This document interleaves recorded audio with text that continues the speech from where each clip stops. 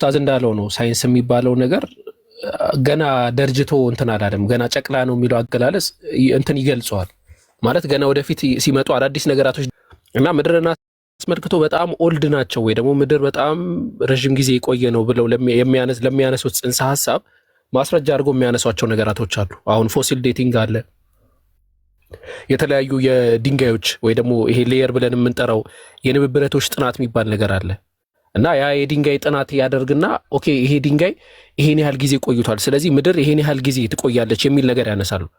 ወሊላሂ አልሐምድ ቁርአን ደግሞ የሚገርመው ምንድነው እንደዚህ አጨቃጫቂ የሆኑ ርዕሶች ወይ ደግሞ ቢዮንድ እኛ ልናገኛቸው ማንችላቸው ርዕሶችን የሚዘጋበት ፓርት አለ፣ ልቅ አድርጎ ደግሞ የሚተው ፓርት አለ።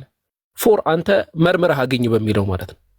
ተመርምሮ ቢገኝና ኢንኬዝ ያ ነገር ምድር 4 ምናምን ቢሊየን ዓመት በፊት የነበረች ብትሆን ወይ ደግሞ ከ6000 ዓመት በፊትም የነበረች ብትሆን የፈለገም ዓመት ቢሆን ከቁርአኑ ጋር የሚጋጭ ነገር አታገኝም። በምንም አይነት ሁኔታ ማለት ነው። በምንም አይነት ሁኔታ ልታገኛቸው። ስለዚህ ከዛ አንፃር አላህ Subhanahu Wa Ta'ala ሰማይና ምድርን የተፈጠረበትን ጊዜ በተወሰነ ደረጃ ሳይንስ ከሚስማማው ፖይንት ጋር አስቀመጠ።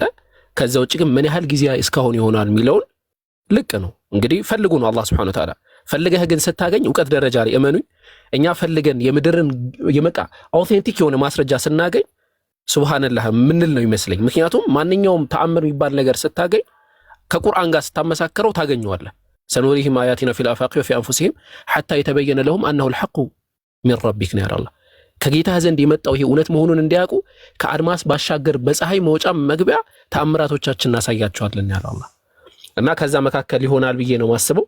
እንዳለው ምንም አይነት ግጭት እኛ ጋር አይፈጥርም። ክርስትና ጋር ችግር አለ፣ እኛ ጋር ግን ምንም የሚፈጥረው ነገር የለም ብዬ ነው ማስበው። ጀዛኩሙላህ ነው እስልምና ኢንፌሊብል ነው፣ የማይሳሳት ነው፣ ጭራሽ ፍጹም ስህተት የሌለበት ነው። እስልምና ሃይማኖት ኢንፌሊብል ነው። ግን ሳይንስ ከተባለ ስህተት ሊኖርበት ይችላል። ቢካዝ ሰው ነው ይሄን ነገር የሆነ ኢንቬስት ነገር ሲያደርግ ዲስከቨር ሲያደርግ ሰው ነው እያደረገ ያለውና በዛ ላይ ለምሳሌ በፓትሪያርካል ኤጅ ላይ ስለ ኢብራሂም ስለ ሞሴስ ምናምን በሚጠናበት ኤጅ ላይ ራሱ በዛ ላይ በጣም ብዙ ኤረሮች ተገኝተዋል።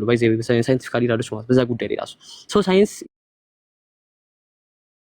ኢንፌሊብል አይደለም፣ ፌሊብል ነው ሳይንስ።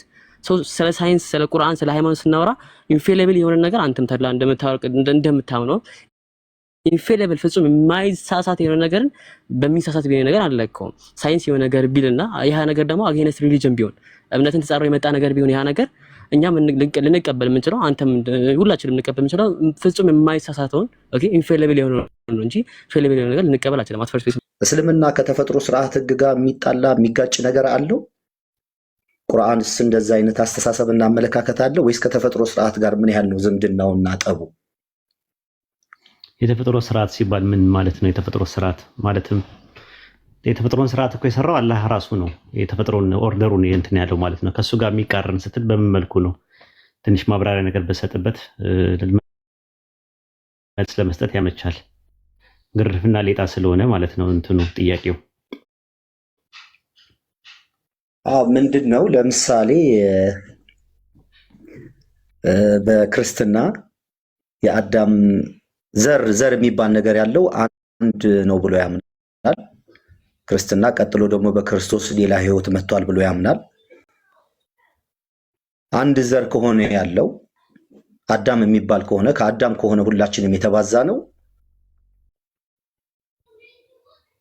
አሜሪካን፣ ኢትዮጵያን፣ ኦሮሞ፣ አማራ፣ ትግሬ፣ አፋር፣ ነጭ፣ ጥቁር፣ ቀይ ብሎ የከፋፈለው ሃይማኖት ይህንን አክሴፕት ያደርጋል አያደርግም? ሁለተኛ ደግሞ ለምሳሌ በአይሁድ ህግ ወይም በብሉይ ኪዳን ሴት ልጅ ፔሪድ ላይ ስትሆን መቅደስ ውስጥ አትገባም፣ እንደ ጸያፍ ነው የምትቆጠረው። እንግዲህ ፔሪድን ደግሞ የፈጠረ ራሱ ፈጣሪ ነው። ያንን ነገር እንደ ነውር እንዴት ሊቆጠር ቻለ? አሁን ፈጣሪ እንደዛ አይነት ለምሳሌ ፈጣሪ ሰው ከሆነ የፈጠረው ከሰው በኋላ ነን የምንላቸው ማንነቶች አሉ አብዛኞቻችን። እነዛ ማንነቶች ሃይማኖት እንዴት ነው የሚመለከታቸው? አንድ ጥሩ ነገር እኔ አውቃለሁ የነብዩ መሐመድ የዘረኝነትን ጥንብ ነው እንደዛ አይነት ቃል በቃል ይቅርታ ቋንቋውን ተሳስቼ ከሆነ ወይም አበላሽቼ ከሆነ ይቅርታ እንደዛ ብለው ይናገራሉ ይባላል። እንደዛ ከሆነ ጥሩ እንዴት ነው የሚያየው እስልምና? ተፈጥሮ ስርዓት ህግ ጋር ምን አይነት ነው ዝምድናው? የሚጣረስስ ነገር አለው ወይ? እንግዲህ አንተ ከጠየቀው ጥያቄ አንጻር ከሆነ የሚጠረስ ምንም ነገር የለውም። ቁርአን ላይ በሱረት ሁጁራት ምዕራፍ 49 ቁጥር 13 ላይ አላህ ሲናገር ምንድን ነው የሚለው? እናንተ ሰዎች ሆይ ከወንድና ከሴት ፈጠርናችሁ እንድትተዋወቁም ነገድና ጎሳ አደረግናችሁ ነው የሚለው። ስለዚህ ነገድና ጎሳ ማለት አላህ ራሱ ያደረገው ነው። ከመጀመሪያ ትራይብና ክላን ማለት ነው። ስለዚህ አላህ ዘንድ በላጩ አላህን የሚፈራው ነው አለ። የተቋ ያለው ማለትም አላህን የሚፈራ ሰው ነው በላጭ ተደርጎ የሚታየው እንጂ አጠቃላይ ሂማኒቲ የሰው ዘር ሂማን ቢንግ አንድ ነው ብለን ነው የምናምነው። ልዩነት የለውም። በሱረቱ ሩም ምዕራፍ 30 ቁጥር 21 ላይ ደግሞ የቋንቋዎችና የመልኮች መለያየት ከአስደናቂ ታምራቶች ውስጥ አንዱ ነው ይላል። በዚህ ውስጥ ለሚያስተነትኑ ሰዎች ታምር አለበት ነው የሚለው። ስለዚህ ውበት ነው እንደውም ቀይ፣ ጥቁር፣ ቢጫ ምናምን እንጂ አንደኛው የከለር ልዩነት የቀለም ልዩነት አንደኛውን የማሳነሻና የማተለቂያ አይደለም። በዓለም ላይ ያለው ዘር አንድ ዘር ነው ብለን ነው የምናምነው። ሂማን ቢንግ የሚባል የሰው ዘር ነው። ጉራጌ የሚባል ዘር የለም። ትግሬ የሚባል ዘር የለም። ኦሮሞ የሚባል ዘር የለም። ስለ ዘር ነው የማወራው። ዘር ማለት ሬስ ስለሚባለው ከሆነ ሬስ አንድ ብቻ ነው ያለው ሂማን ቢንግ። የኔ ዘር የድመት ዘር አይደለም፣ የአይጥ ዘር አይደለም ያለኝ፣ የሰው ዘር ነኝ ያለኝ። ስለዚህ አንድ ዘር ነው ያለው በዓለም ላይ ማለት ነው፣ ሆሞሳፒያንስ የሚባለው ወይም ደግሞ የአደም ዘር የአደምና የሐዋ ልጆች ማለት ነው። በተረፈ ብሔር ሳለው ካልከኝ፣ አዎ በዓለም ላይ ብሔር አለ። ኢትዮጵያ ውስጥ አንድ ብሔር ነው ያለው። ብሔር ማለት ኔሽን ማለት ነው፣ ሀገር ማለት ነው። ብሔራዊ ቋንቋችን ለምሳሌ ከሌ አማርኛ ነው ኦሮምኛ ነው ምናምን ልትል ትችላል። ስለዚህ ፍትሐ ብሔርም የሚባለው እሱ ነው። ብሔር ማለት ሲምፕሊ ሀገር ማለት ነው። ለምሳሌ እግዚአብሔር ስትል እግዚ ማለት ጌታ ማለት ነው። ብሔር ማለት ሀገር ማለት ነው፣ የሀገር ጌታ ማለት ነው። ስለዚህ ኢትዮጵያ ውስጥ ያለችው በብሔር አንድ ብሔር ነው ያለው የኢትዮጵያ ብሔር የሚባለው። ሌሎችም ደግሞ ብሔር አለ። በዓለም ላይ ብዙ ብሔር አለ። ኦሮሞ፣ ጉራጌ፣ ትግሬ ምንድን ነው ካልከኝ ኤትኒክ ነው፣ ዘውግ ነው። ቋንቋ ሆኖ ቋንቋው ይዞ የመጣው ሙዳይ ቃላት ባክግራውንድ በአጠቃላይ ያለው ነገር ባህል ትውፊት ምናምን ነገር አንድ ላይ ይዞ የመጣው ነገር ነው ይባላል። ዘውግ አለ ማለት። ስለዚህ ኦሮሞ ዘውግ ነው፣ ትግሬ ዘውግ ነው፣ ጉራጌ ዘውግ ነው ምናምን እየተባለ ዘውግ ናቸው ያሉት ኤትኒክ የምንለው በእንግሊዝኛ ማለት ነው።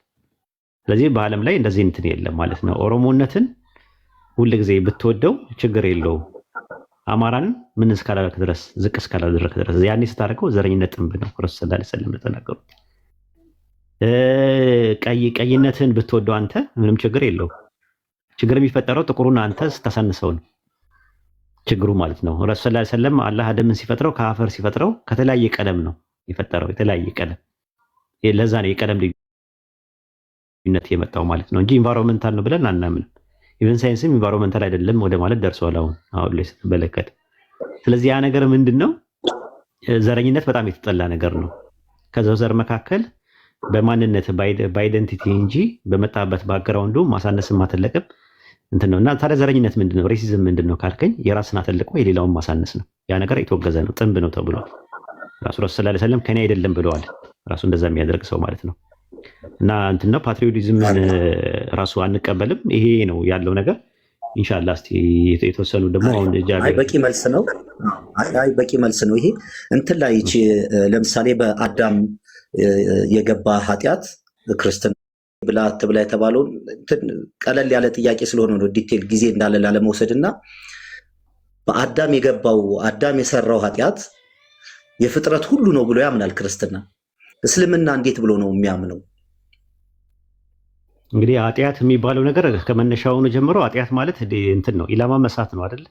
ኃጢአት ዘንብ የሚለው የአረብኛውም ቃልም የሃርማቲዮስ ነው ምናምን ይባላል። የግሪከኛውም ቃል አለ። ኸጢያ የሚለው የዕብራይስጥም ቃል ስትመለከተው ኢላማ መሳት ነው። ኢላማ ተሰጥቶ ስስት ነው ራሱ። ኃጢአት በህግ ይታወቃልና ነው የሚለው ባይብል ላይ ስትመለከተው። እና እኛ ጋር ኃጢአት ማለት አላህ ያዘዘህን መልካም ነገር አለማድረግና የከለከለን ክፉ ነገር ማድረግ ኃጢአት ይሰኛል። ማመጽ ማለት ነው ሲምፕሊ።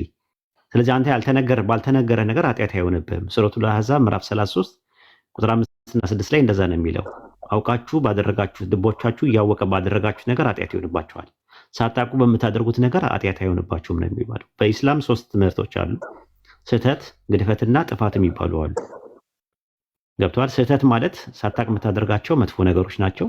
ግድፈት ማለት ደግሞ ረስታቸው ማታደርጋቸው መልካም ነገሮች ናቸው። ግድፈት ማለት ግን ማነው?